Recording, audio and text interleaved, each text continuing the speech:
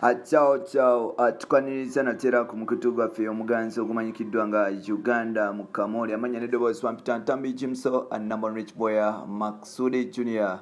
Webale kuba nti otambula naffe, webale kuba nti otwagala, webale kuba nti osubscribing, tewebale kuba nti otukkirizamu mpolampola. Blood wange ngenda kusaba ekintu kimu, genda wansi awo onguliyo ka super chat $2.345 zonna z'osobola, then tubeere nga tutambula mpolampola ffe.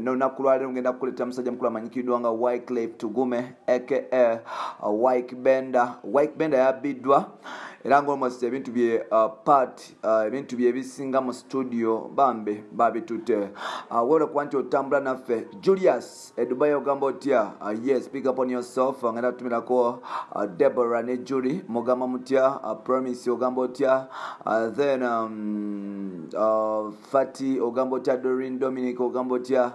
Ne bakyali abalala bangi batumiddeko mwenna abali eyo bannayuganda abakira ku makya okuba nti bakola batumiddeko era mwebale kuba nti era mutukkirizamu mpolampola. Omukutu gulegumu Uganda mu Kamoli bampita Ntambi Jimso. You can follow me on Twitter nkosa Jimso 16, teboda ku Facebook nkosa Ntambi Jimso, then ku Instagram nkosa Ntambi Jimso 5, atenga boda wali eri ku TikTok nkosa Jimso 16. webale kuba nti onzikirizamu, webale kuba nti otambula nange, webale kuba nti onjagala, webale kuba nti buli lwetekayo ogwe asooka okuba nti yes abifuna. Muganda wange nkusaba ekintu kimuteekako notification button.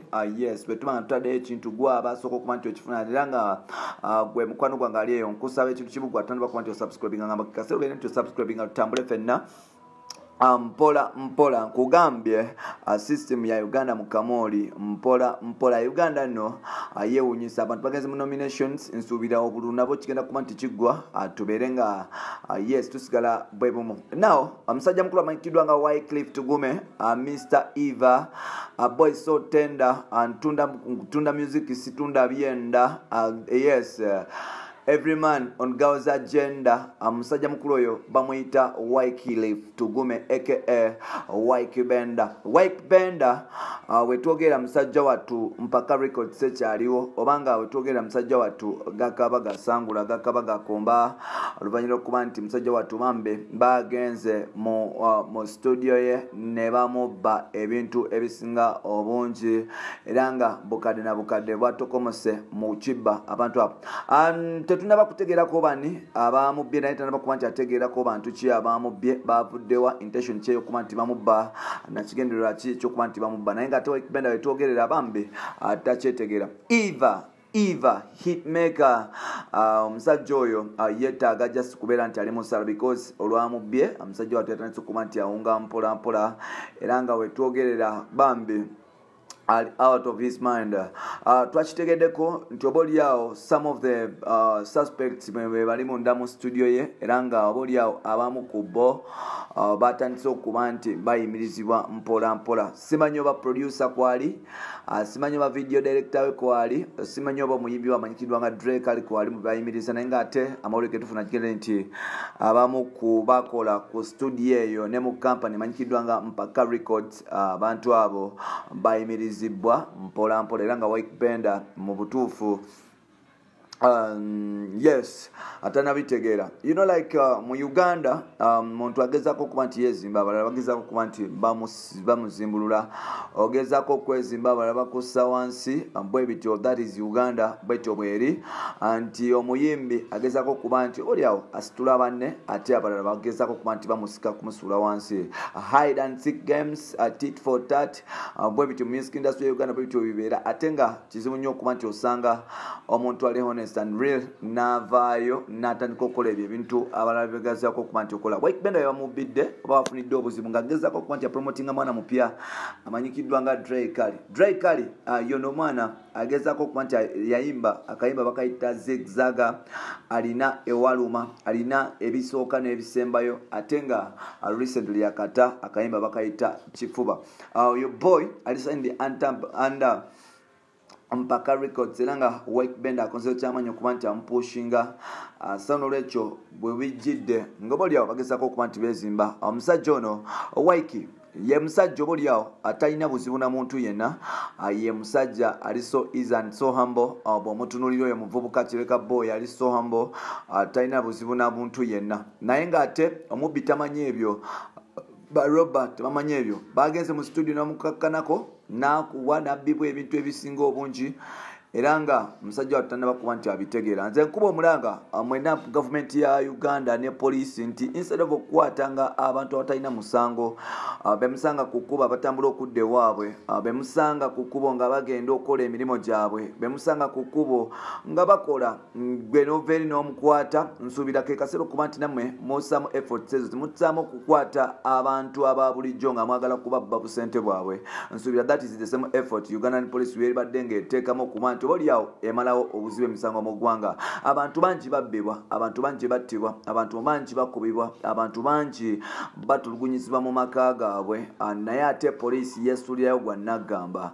Nti nsuubira kye kiseera okuba nti nammwe mutandika okubeera active ku nsonga eziruma abantu dhani ate okubuddaawo ne mutandika okuba nti oboolyawo yes mutulugunya ate omuntu wa bulijjo. Wike Benda yafiiriddwa ebintu bya bukadde na bukadde. Oyo nno omuvubuka asasula omusolo, omuyimbi asasula omusolo okuva mu gavumenti ya Uganda paka wasembe kuba studio ye esasula omusolo, music we UPRS omusolo zaako omusolo. UPRS kye kitongole ekyo ekisoloza royalties z'abayimbi on behalf of the government, era nga gavumenti ya Uganda efunako omugabo gwayo, UPRS nefunako omugabo kwogata n'omuyimbi. So n'olwekyo Wike Benda ne Mpaka Records as a company employing abantu bangi, kwe kuli ba video directors ne ba producer, ba promoter, abakwata music oyo ne bamutambuza. So n'olwekyo gavumenti ya Uganda nsubira mutandika okuba nti mufaayo ku bantu abo. Recently tulaba bana Uganda especially abayimbi tebakyakola, bagenze mu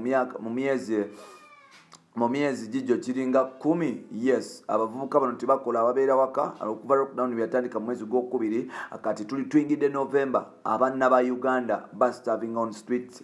Just imagine bwe abantu atandise okuba nti starvinga, ate gavumenti yalisuubidde okuba nti emuwa protection, neba nti ate oboolyawo mu period gy'abadde takoleramu at the same time mwema mubidde.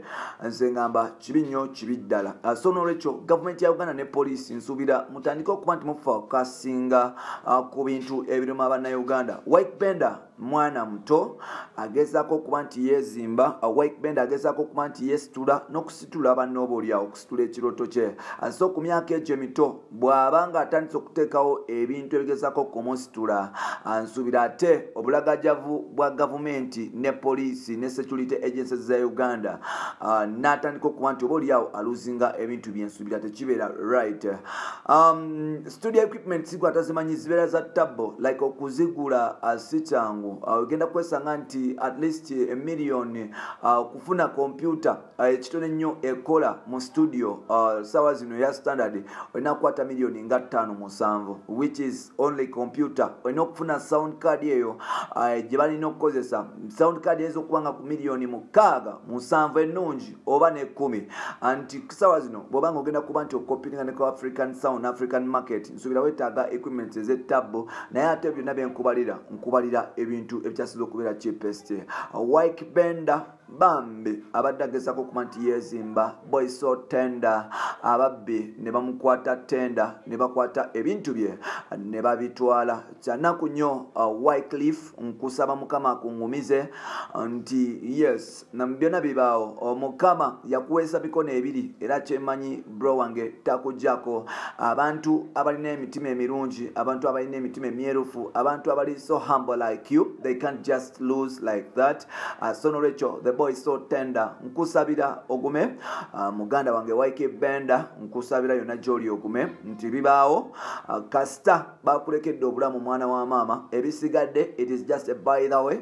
Osobola okuzzaawo n'okola blood wange ate n'obizaawo mpolampola, wabula nti kibi ate abantu if we want to grow and if we want to develop, kiba kibi nnyo kuba nti oboolyawo omuntu agezaako okuba nti akola ebintu byate gwe omubbi n'ova eri onookwata ebintu n'otwala, because abantu ababbye Wike Benda mu studio, abantu abo bamanyi music production, tewali muntu asobola kubba bintu bya production nga tamanyi production tosobola kubuuza nti sound card tewali muntu asobola kubba sound card because sound card ng'omuntu tamanyi gikozesa tamanyi na bwefaanana. Yes, okujjako oyo alina intentions eza studio. That means nti abantu ababye Wyke Benda, the boy so tender, abantu abo bayimbi bebataba bayimbi ba producer bebataba ba producer bayimbi na producer bebabye Wyke Benda.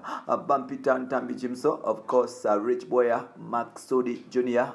Yes, wala kumanti utambula naffe nkugambye ekintu kimu buladi wange agenda wansi awo subscribe tugende ffenna mu maaso mpola mpola. Oliwadde okuba nti oleka opinion yo mu comment section, then tutambule ffenna era oliwadde okuba nti era ononyako buladi wange gwayagala okuba nti ononyako ku Facebook nkosa Ntambi Jimso, then ku Twitter nkosa Jimso 16, ku Instagram nkosa Ntambi Jimso, then ate bw'ogenda ku TikTok nkosa Jimso 16. Kugambye bamuyita Wyke Benda yabbidwa omusajja watu. Yes, tanaba kuba nti abitegeera. Katukomewo mu next episode.